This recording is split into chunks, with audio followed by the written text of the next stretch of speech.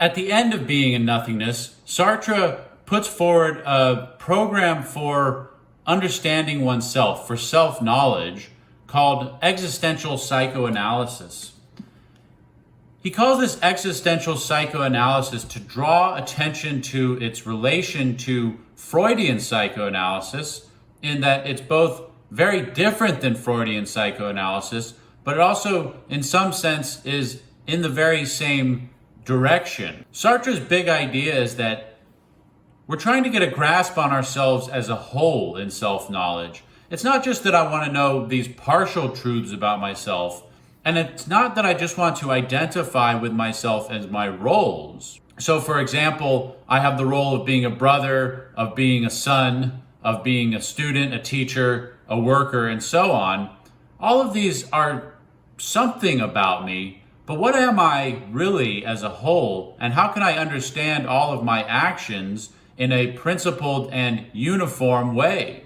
This is a tough problem because the human being is free. We're not something that's determined to act in one way or another. We have an infinite variety of choices in front of us, and it's not always clear that we make the best choice. Now, there are different conceptions of freedom. On the one hand, you might think freedom is when my choices are totally undetermined. There's a classical problem in philosophy going back to ancient philosophy and present, for example, strongly in David Hume. If the world is a self-enclosed causal system, and all of the states of that causal system are determined by the prior states in combination with the laws of causality, then nothing I really do is free or up to me because everything's predetermined by what came before. If you think the universe is determined, is incompatible with the statement that we have free will, then you're an incompatibilist. You don't believe that these two things can coexist. If you're an incompatibilist, then you face a split in the road.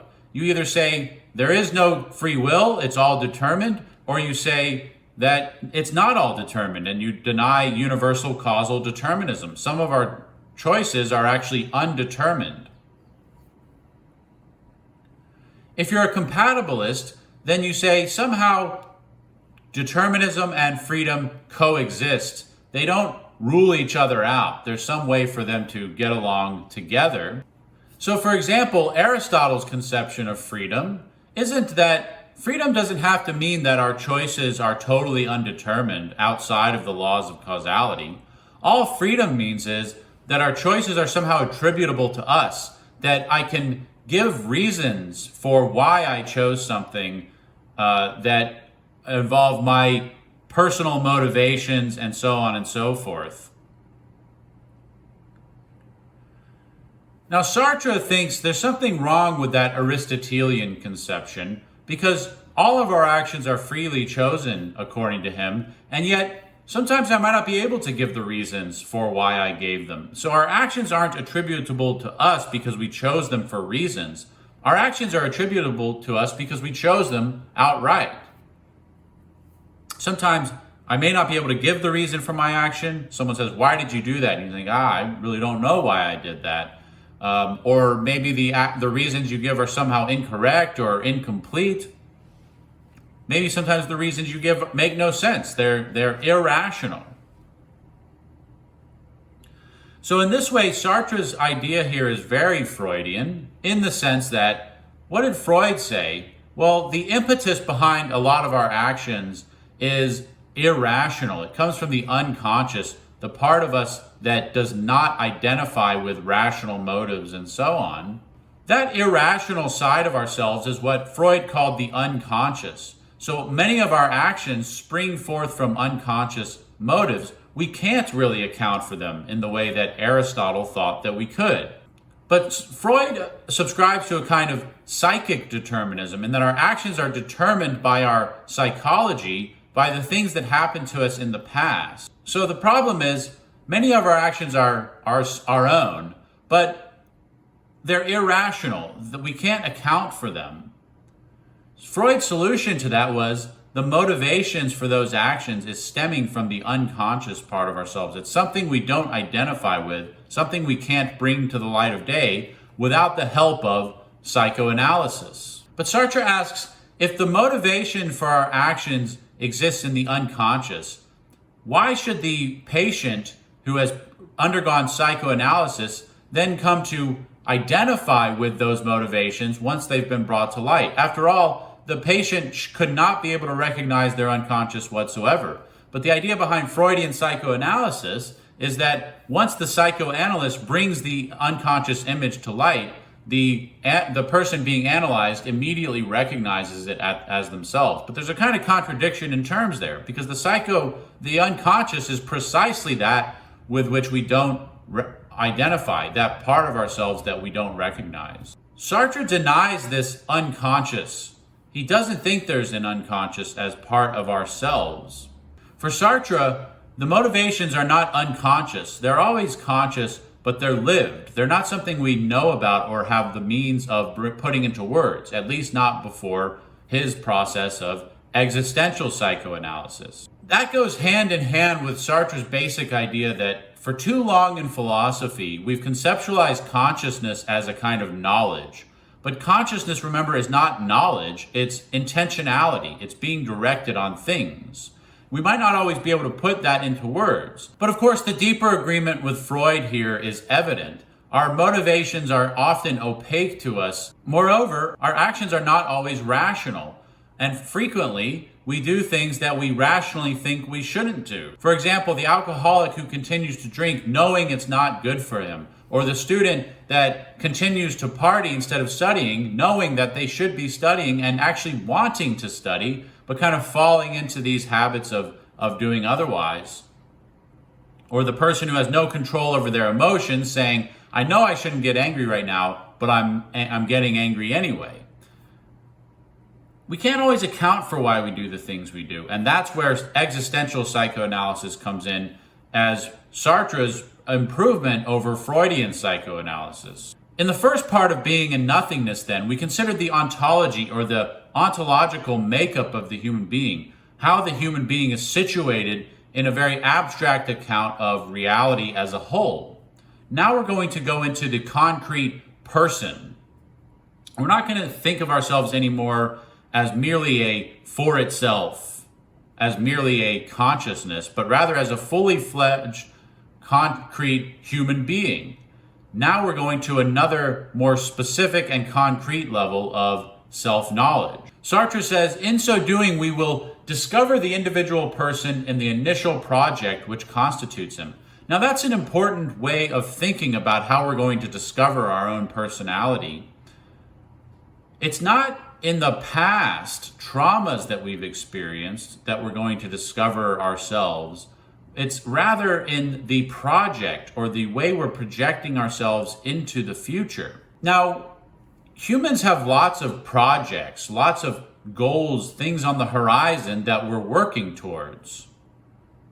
What Sartre wants to do is not find any specific project, but find the underlying project that gives unity to all of our actions and makes all of our actions legible in a unified way as being our personality. He says the fundamental project must not, of course, refer to any other project and should be conceived by itself. The original project of a for itself can only aim at its being. What does that mean? If we're trying to look at a person in their totality, we need to understand how all of our partial decisions, all of our partial projects play into a greater whole. If you have a project of being a student or graduating from college, then it makes sense that you would go to class. But that's not the entirety of yourself. That's only one part of it. So how can we make even broader sense of that action? So Sartre asks, what's the most fundamental project that a human being can have? Being the project of graduating from college makes reference to all other kinds of projects and only makes sense in reference to those other projects. The project of graduating from college references the project of having a career, and so on and so forth. So if we dig down to the very bottom, to the project that makes reference to no other project, that is kind of absolute in itself, what could be left? Sartre considers Heidegger's project. He thinks of the human being's most fundamental project as being authentic. Authenticity for Heidegger meant facing up to your own finitude, your own limit, and eventually your own death in an authentic way rather than fleeing into distractions. But Sartre says that can't be the ultimate fundamental project of the human being, because the project of authenticity in the face of death presupposes that we're in anguish over death because we're trying to hold on to life. So the project of authenticity in the face of death makes reference to the project of living, of desiring to be. So fundamentally, Sartre says, man is the desire to be. The original project, which is expressed in each of our empirically observable tendencies, is then the project of being. It's not merely a physiological contingency that dictates this project of being or living. It's not merely that we have a heartbeat or a particular physical constitution. Rather, it's in our very ontological makeup. Remember, in the ontology, consciousness is a nothingness or a lack or an absence. We desire being because we lack it. That's the frustrating aspect of being a human. I can never just be something. I've always got to continue choosing, to continue doing it. If I said, I'm a teacher and I'm done, I no longer have to continue freely choosing that because I've obtained that property once and for all, well, I'd lose my job, or I'd stagnate, no longer being able to do the task that constitutes being a teacher. So the lack of being something is continually renewed and continually calls for a renewed choice of that thing. So there's always other things besides ourselves that are necessary to be in place in order for us to be the thing that we desire. For example, I have to have students and I have to have a classroom and so on and so forth in order to be a teacher. So the foundation of my desire to be something is not my own. I can't provide my own foundation in being. The foundation of my being is outside of me. So Sartre says, ultimately, what every human being desires is to be their own foundation. And he puts this in illustrative fashion by saying, man fundamentally is the desire to be God. What he means there is fundamentally the desire to be our own foundation and to exist in a kind of self-subsistent way. The problem of self-knowledge that this generates is that how can I know myself? Well, my own reflections on myself are always embedded within this project. As a result, some of my motivations will be hidden from me because they're so deeply embedded in the framework. The big picture here is that we're driving after self-knowledge. What is the meaning of my life? Why do I do the things that I do? How can I take better control of my life so that I don't find myself merely a passive participant in something else that seems to be controlled from the outside?